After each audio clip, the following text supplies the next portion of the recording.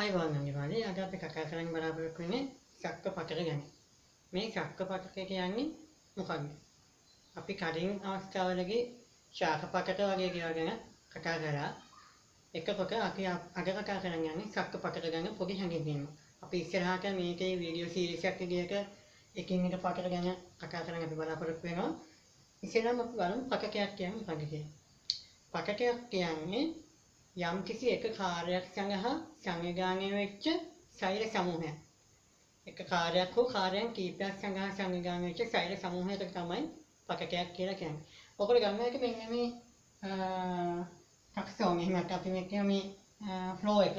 මේ තමයි ශෛල වලින් තමයි ශෛලය තමයි මුළු ජීවිතයේ මූලිකම කණුම් හා කෘත්‍යමය එකක ඒ කියන්නේ ව්‍යුහමය හා කෘත්‍යමය එකක ශෛලය ඒක ශෛල හුඟක් කියලා කරන පටක හැදෙනවා. පටක හුඟක් කියලා කරන අවයවයක් හැදෙනවා. අවයවයක කියලා පද්ධතියක් හැදෙනවා. සහ පද්ධතිය හුඟක් කියලා කරන ජීවියක් හැදෙනවා. මේක තමයි සාමාන්‍ය සිද්ධි. එතකොට අපි බලමු ශක්ක පටක කොච්චර ප්‍රමාණයක් තියෙනවද කියලා. ප්‍රධානම ශක්ක පටක මෙන්න මේ හතරකට බෙදන්න පුළුවන්. අපිච්චක පටක, සම්බන්ධක පටක, පේශ පටක සහ ස්නායු පටක.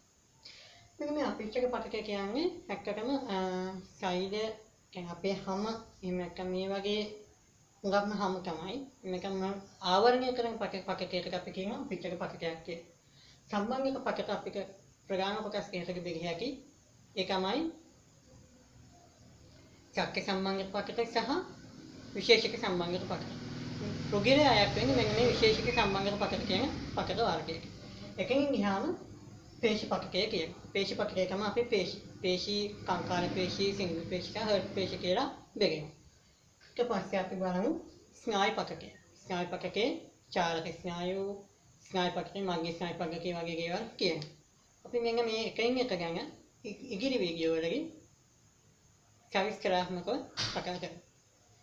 මම හිතනවා අද ඔබට මේ ශක්ක පටක කියන දේ ගැන චූටි අවබෝධයක් එන්න ඇති.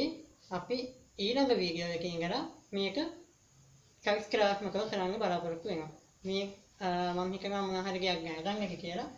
තවත් වීඩියෝ එකකින් හම්බ වෙනකොට ඔබට ආයෙත්